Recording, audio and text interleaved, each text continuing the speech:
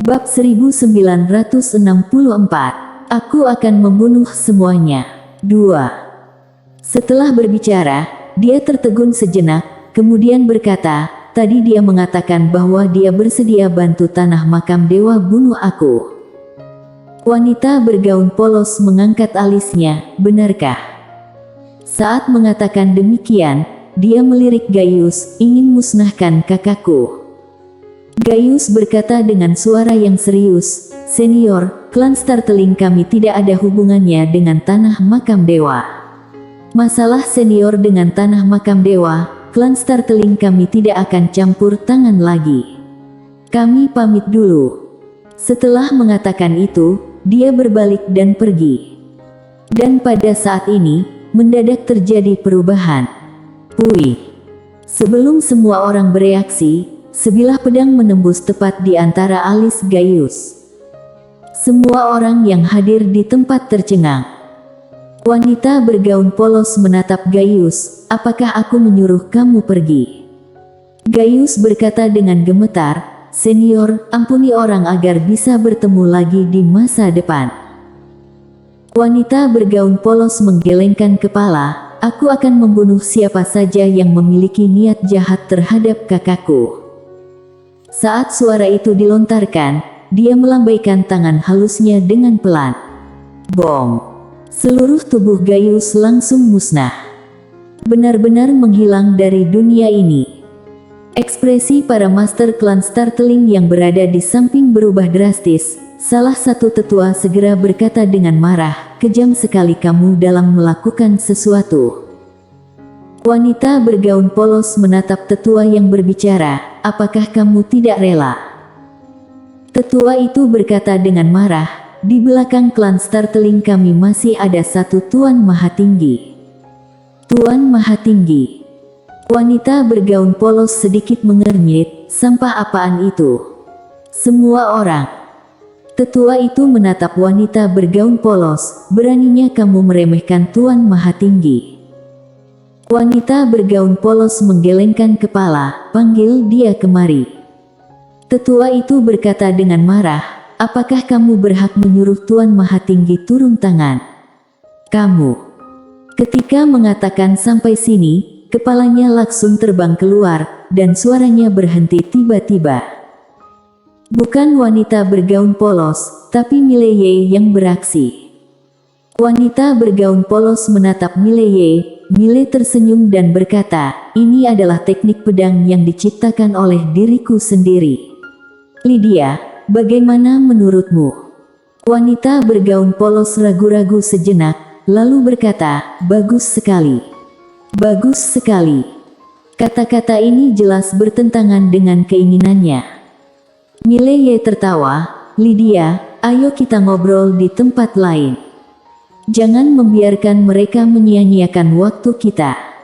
Lydia menganggukkan kepala, "Oke." Pada saat ini, seorang master klan Startling yang masih hidup tiba-tiba berkata dengan marah, "Jangan pergi jika kalian punya nyali." Mileye menatap master klan Startling tersebut, "Apa yang ingin kamu lakukan?"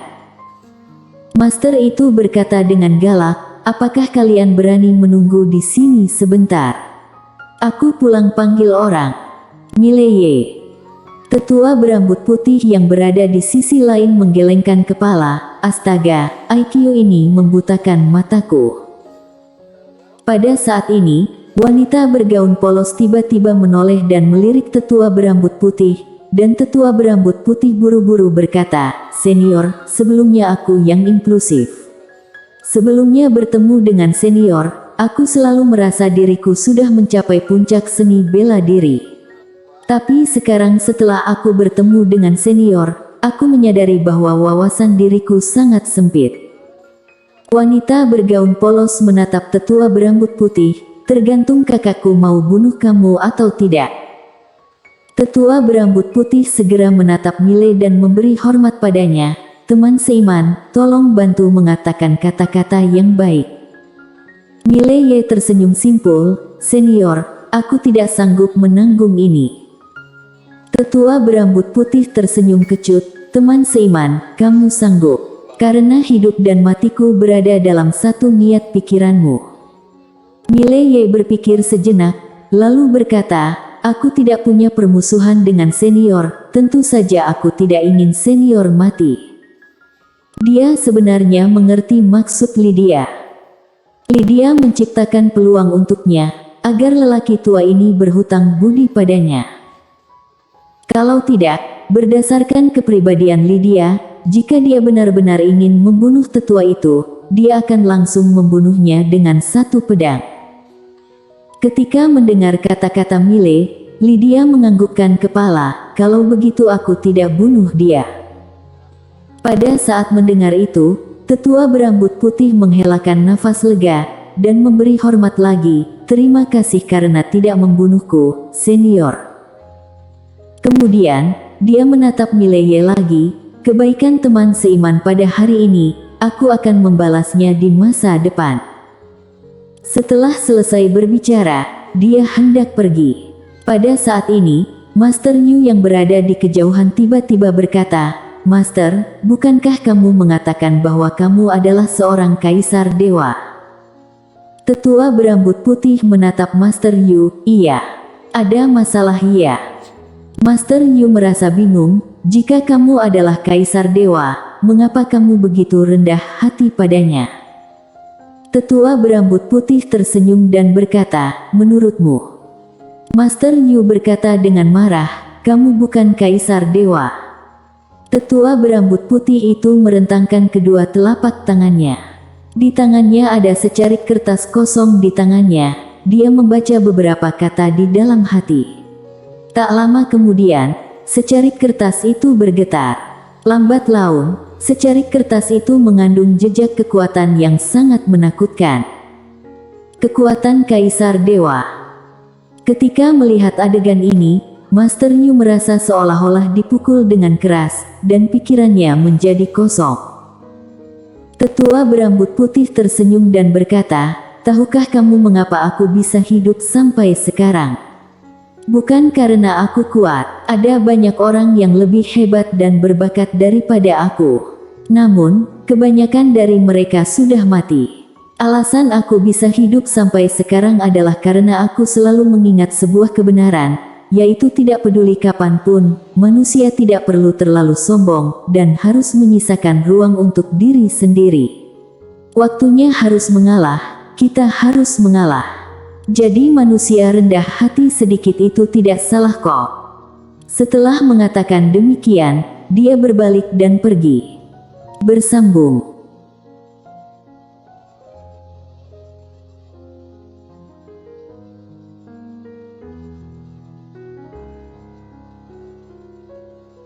Bab 1965. Tingkatannya terlalu rendah. 1. Tetua berambut putih pergi dengan wajah penuh senyuman. Sebenarnya sebelum bertemu wanita bergaun polos itu, dia sudah mulai merasa puas pada diri sendiri. Karena pada dasarnya di alam semesta yang ada ini dia sudah tidak memiliki lawan lagi. Dan setelah bertemu wanita bergaun polos, dia mengosongkan dirinya sendiri lagi. Sekarang keadaan pikirannya telah mengalami perubahan yang mengejutkan.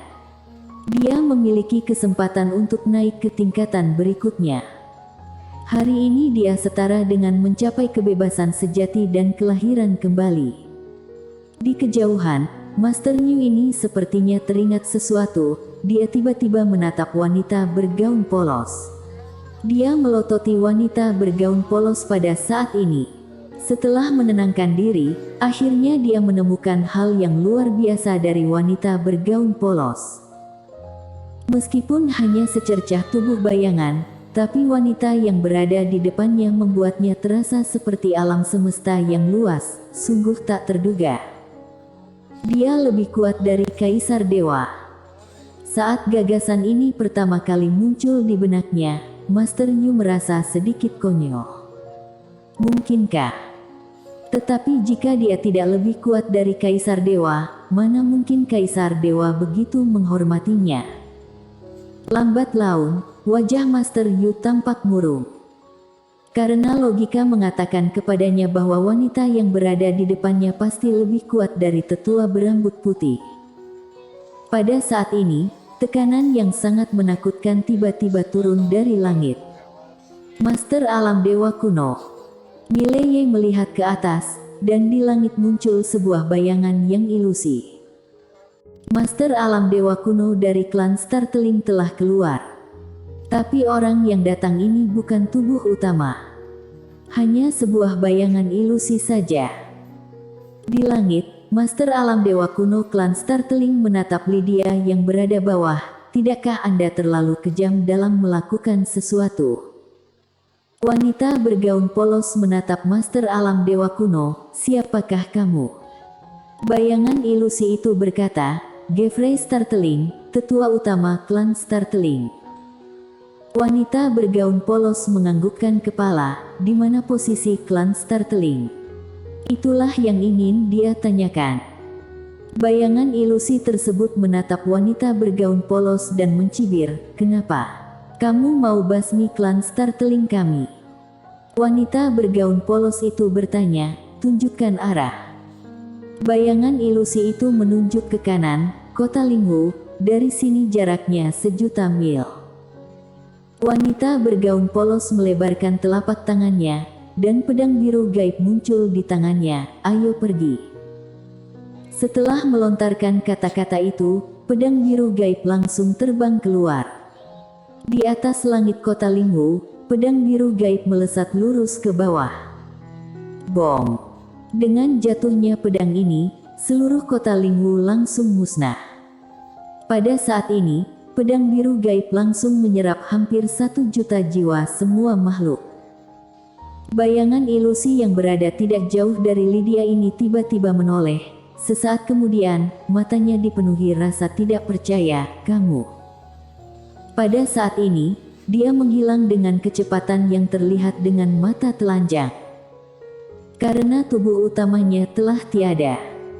Di sisi lain, mata Master Yu penuh dengan ketidakpercayaan. Ini. Pada saat ini, ketakutan ada di dalam hatinya. Wanita ini benar-benar membasmi klan Startling dengan satu pedang. Pada saat itu, dia percaya bahwa tetua berambut putih itu adalah Kaisar Dewa. Dan dia juga percaya bahwa wanita yang berada di depan ini lebih mengerikan daripada Kaisar Dewa. Alasan mengapa wanita ini bisa berada di dunia ini adalah karena dia lebih kuat dari Tuan Maha Tinggi, dan aturan hukum alam semesta sama sekali tidak dapat mengontrolnya. Tanah makam dewa sudah lenyap. Wajah Master Yu sangat pucat. Lydia melirik bayangan ilusi klan Startling. Dia merentangkan telapak tangannya, pedang biru gaib muncul di tangannya, dan energi pedang biru gaib mulai melonjak dengan liar. Pada saat itu, dia langsung menyerap puluhan jiwa Master Alam Dewa Kuno dan Master di bawah Alam Dewa Kuno yang tak terhitung jumlahnya. Hasil yang luar biasa. Bayangan ilusi Master Klan Startling melototi Lydia, wajahnya sangat ganas. Kamu membasmi klan Startling kami dalam satu gagasan, tindakan kamu seperti itu pasti akan mendapatkan hukuman surgawi. Saat ini, Master Yu yang berada di samping tiba-tiba berkata dengan pelan, langit juga tidak bisa menghukumnya. Master seperti ini telah melampaui aturan hukum alam semesta yang maha tinggi, mana mungkin langit bisa menghukumnya. Wanita bergaun polos menggandeng tangan Mile, berbalik dan berjalan menuju kejauhan. Bayangan ilusi tersebut tiba-tiba meraung, aku mengutukmu mati dengan tragis.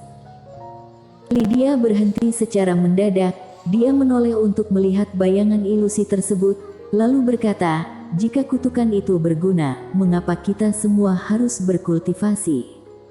Semua orang. Master bayangan ilusi ini hendak mengatakan sesuatu, tetapi Lydia melambaikan tangannya dengan santai, dan langsung berubah menjadi ilusi. Klan Startling ini benar-benar menghilang dari dunia. Lydia menoleh dan melirik Master Yu. Lydia tiba-tiba melambaikan lengan bajunya. Bom! Master Yu dan yang lainnya langsung musnah. Pembunuhan instan. Bahkan tidak ada kesempatan untuk berbicara. Lydia menarik Mileye dan berjalan menuju kejauhan. Dalam perjalanan, Lydia tiba-tiba berkata, "Apakah kamu merasa aneh mengapa aku muncul di sini?" Mileye menganggukkan kepala, "Iya." Lydia berkata, "Lelaki tua tadi, jika kamu tidak datang, aku akan membunuhnya." Mileye merasa bingung, "Mengapa?" Lydia berkata, "Dia adalah orang yang telah melangkah setengah kaki dari alam semesta ini. Dia adalah ancaman besar bagimu." Mileye ragu-ragu sejenak, lalu berkata, "Jadi kamu ingin membunuhnya?" Lydia menatap Mileye, "Iya." Mileye tersenyum kecut, "Lydia, kamu tidak harus melakukan demikian. Perjalanan selanjutnya, biarkan aku jalan sendirian. Jika aku benar-benar tidak bisa mengalahkannya, kamu baru bantu aku, bagaimana?" Setelah hening sejenak, Lydia menganggukkan kepala, "Oke."